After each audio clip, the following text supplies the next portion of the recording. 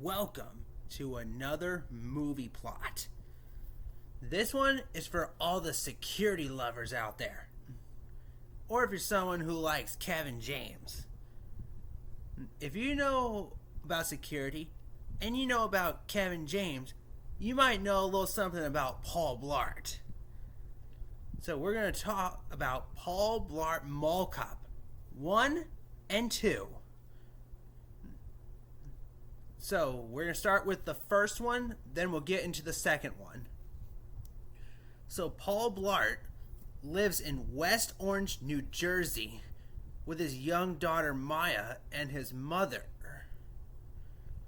aspiring to join the New Jersey State Police.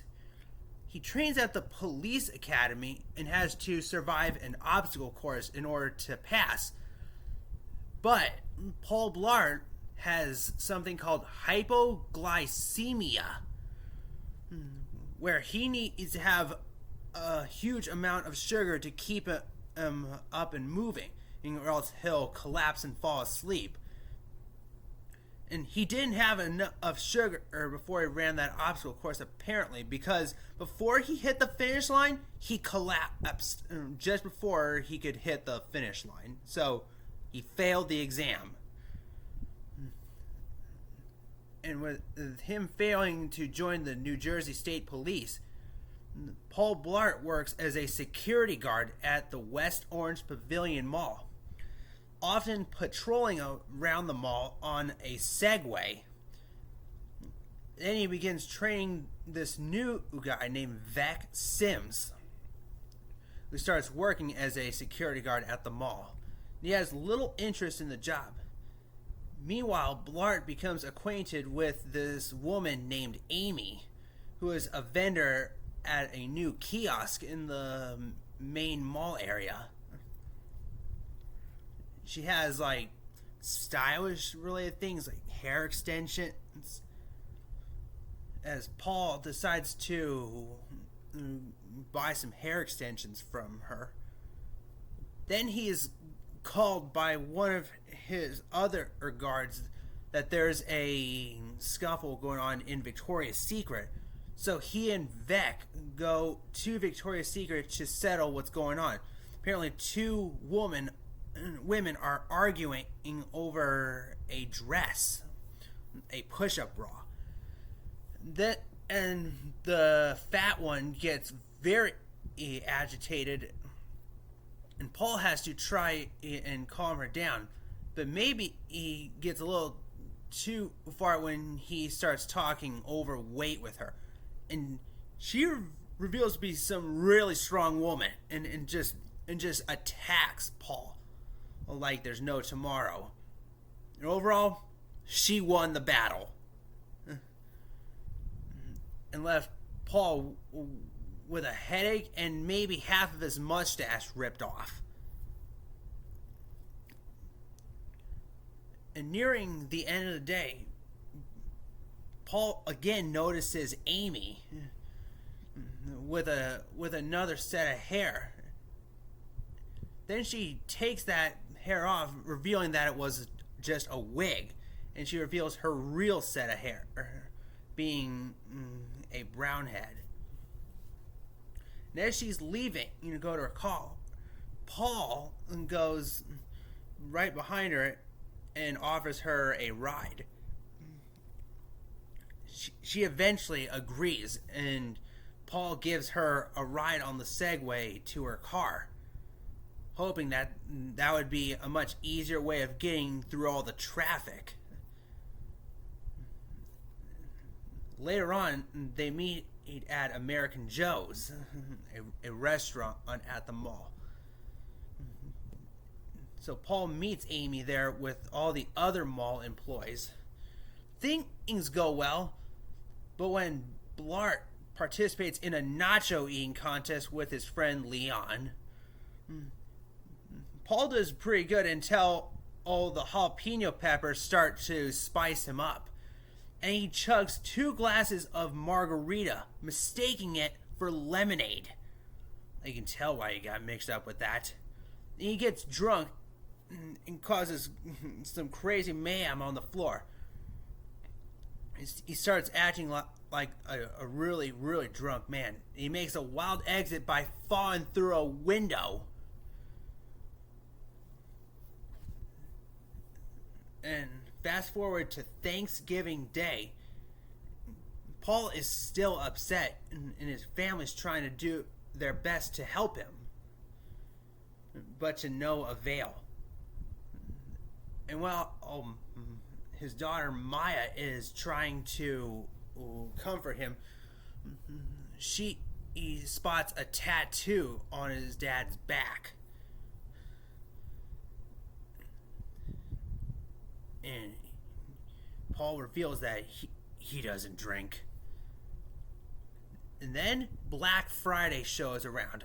And this is where the real action happens. A organized gang of thugs disguised as Santa's village employees begin a heist inside the mall. They take Amy and the others inside the bank and keep them as hostages. And Vac Sims is revealed as the gang's leader. The crew forced the majority of shoppers to exit the mall and place motion sensors at each entrance to detect any attempt to enter or exit the building. Blart is oblivious to this and doesn't know what's happening, as he's busy playing Detroit Rock City on the game Rock Band, before walking back into the mall to discover that it is nearly empty. He knows the police is outside and plans to leave the mall, but he realizes that Amy is still inside and returns to the mall to look for her. Then the SWAT team arrives, with Commander James Kent at the helm. Kent, who is a former classmate and bully from Blart's childhood. Apparently he set him on fire at the Pancake Festival.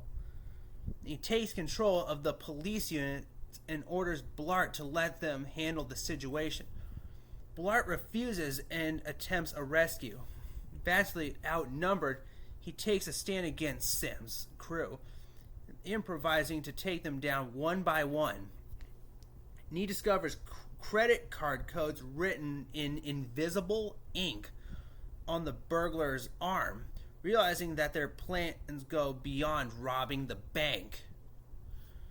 Maya, unaware of what is happening, shows up at the mall to bring Blart some food.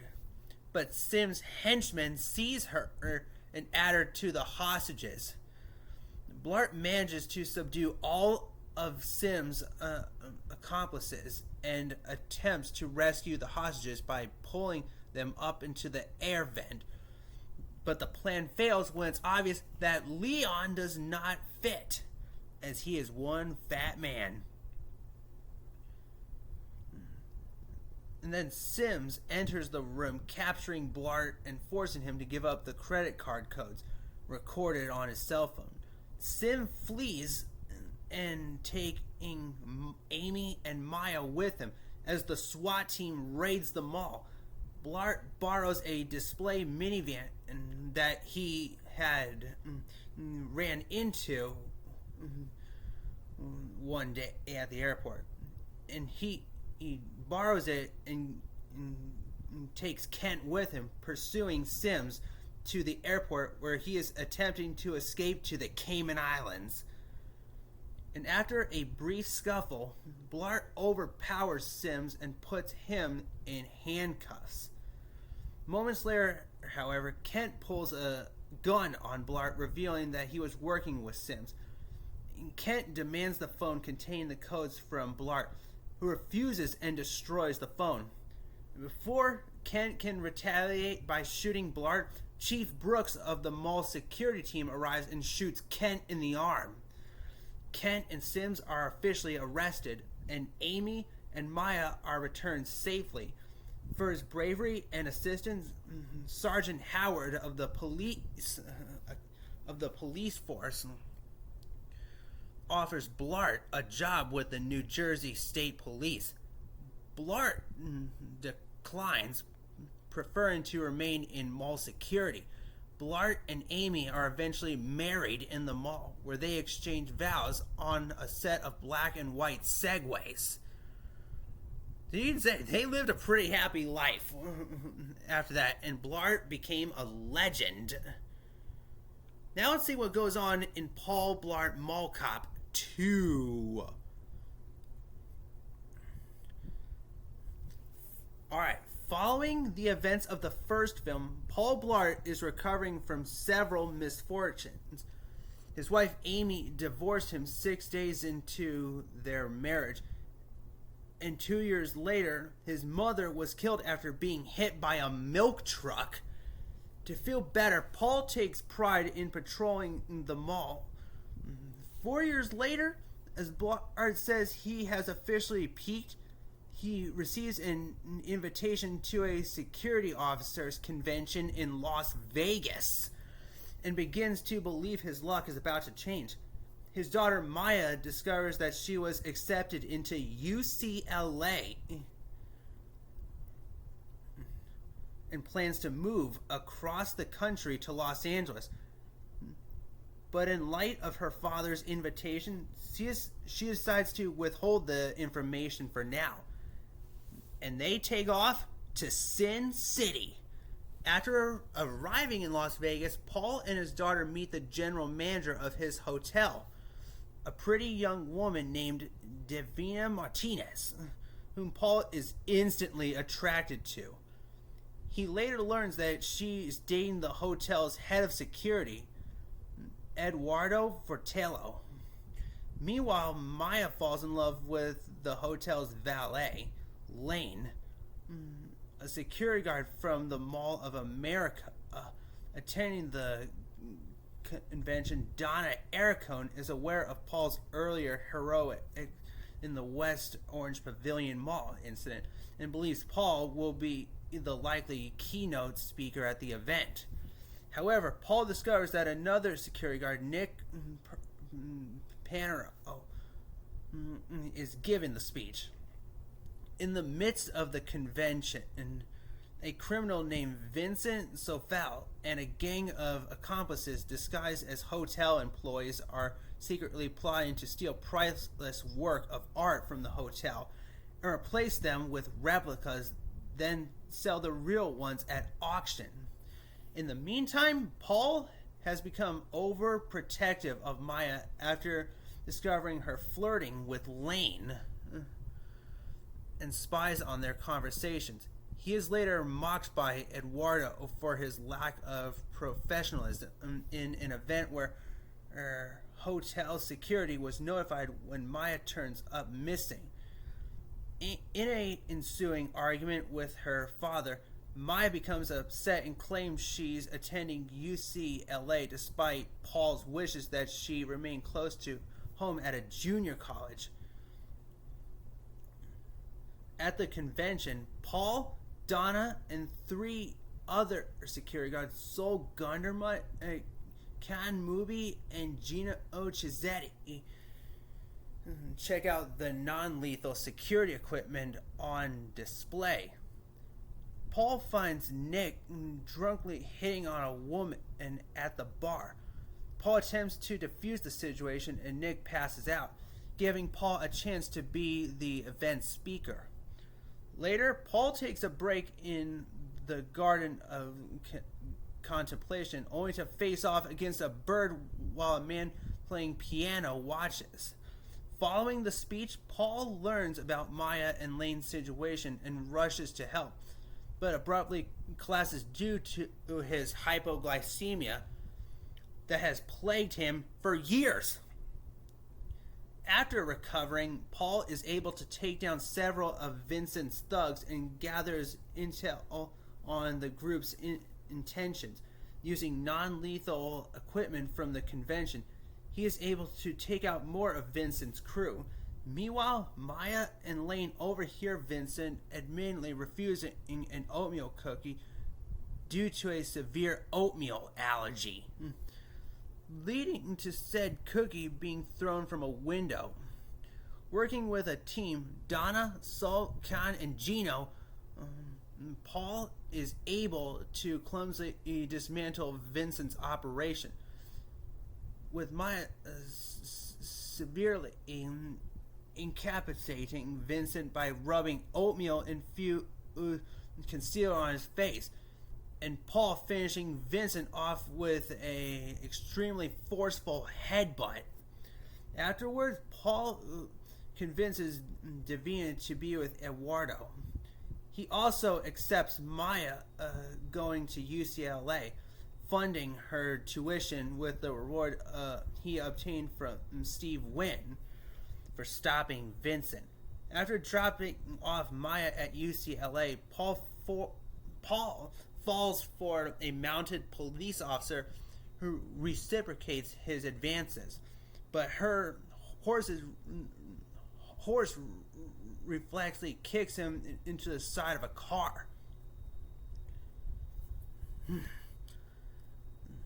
Good stuff.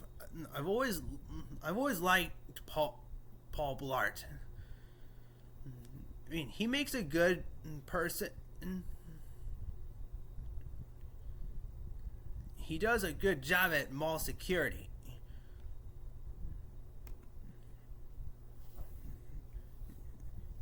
Yeah, I hope you like this. Thanks for watching.